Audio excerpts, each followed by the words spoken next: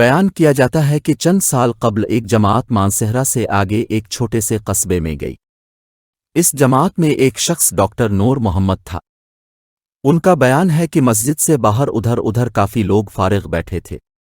ہم لوگ ان کے پاس گئے اور مسجد میں آنے کی دعوت دی تاکہ وہ تعلیم میں شریک ہو سکیں۔ کچھ لوگ ہمارے ساتھ مسجد میں آنے پر تیار ہو گئے۔ ایک صاحب نے کہا کہ میں نماز کے وقت آؤں گا اور نماز کے بعد عذاب قبر کا ایک واقعہ آپ لوگوں کو سناؤں گا۔ چنانچہ ظہر کی نماز کے بعد یہ شخص ہمارے پاس بیٹھ گیا۔ اپنا تعارف کروایا کہ وہ ریٹائرڈ فوجی نوجوان تھا۔ اس فوجی کا بیان ہے کہ جنگ میں ایک قبر میں اسلحے کا ایک عارضی ذخیرہ یعنی ایک کیمپ لگایا گیا تھا اور کچھ نوجوانوں کے ساتھ اس فوجی کی ڈیوٹی تھی۔ دن کا وقت تھا اور کوئی خاص کام نہیں تھا، چنانچہ اس نے قبرستان میں گھومنا شروع کر دیا۔ اس کا گزر ایک پرانی قبر کے پاس سے ہوا تو یوں محسوس ہوا جیسے قبر کے اندر سے ہڈیاں ٹوٹنے کی آواز آ رہی ہے۔ اس فوجی جوان نے بتایا کہ میں نے بندوق کے بٹ کے ساتھ قبر کی اینٹیں ہٹائیں تاکہ دیکھے کہ یہ آواز کیسی ہے۔ جیسے جیسے میں مٹی ہٹاتا گیا، آواز اور تیز ہوتی گئی اور میری دلچسپی اور خوف بھی بہت بڑھتا گیا۔ دن کا وقت تھا، روشنی خوب پھیلی ہوئی تھی۔ کیا دیکھتا ہوں کہ قبر کے اندر انسانی ہڈیوں کا ڈھانچہ پڑا ہوا ہے اور اس پر چوہے کی شکل کا ایک جانور بیٹھا ہوا ہے، اور جب وہ منہ اس ڈھانچے کے اوپر مارتا ہے تو سارا ڈھانچہ اکڑ جاتا ہے اور ہڈیوں کے ٹوٹنے اور چٹکنے کی آواز آتی ہے۔ میرے سامنے اس جانور نے 3 مرتبہ اپنا منہ ہڈی پر مارا۔ مجھے بہت ترس آیا کہ یہ جانور اس کو بہت تکلیف پہنچا رہا ہے۔ چنانچہ رائفل سے جب میں نے اس جانور کو مارنے کا ارادہ کیا تو وہ مٹی میں چھپ گیا۔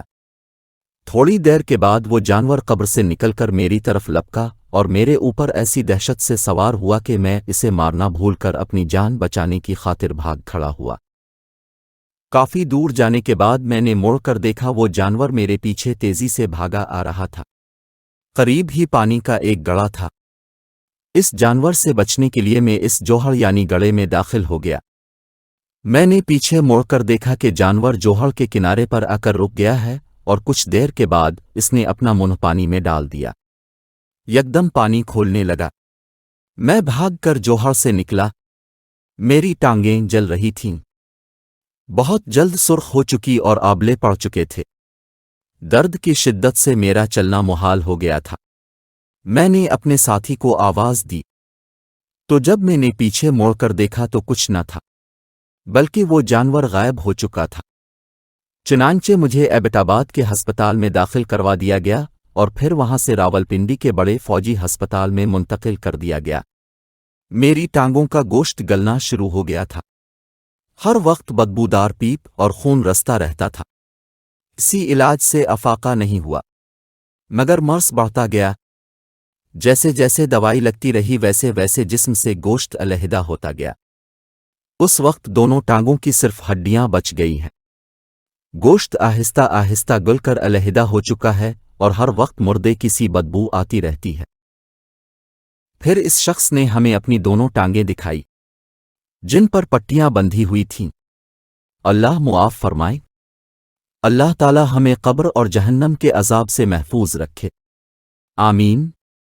سبق: اس واقعہ سے ہمیں یہ سبق ملتا ہے بے شک بعض دفعہ اللہ تعالیٰ لوگوں کی عبرت کے لیے دنیا میں ہی اپنے عذاب کا مشاہدہ کرا دیتا ہے، جیسا کہ اس واقعے میں بھی اپنے ملاحظہ فرمایا۔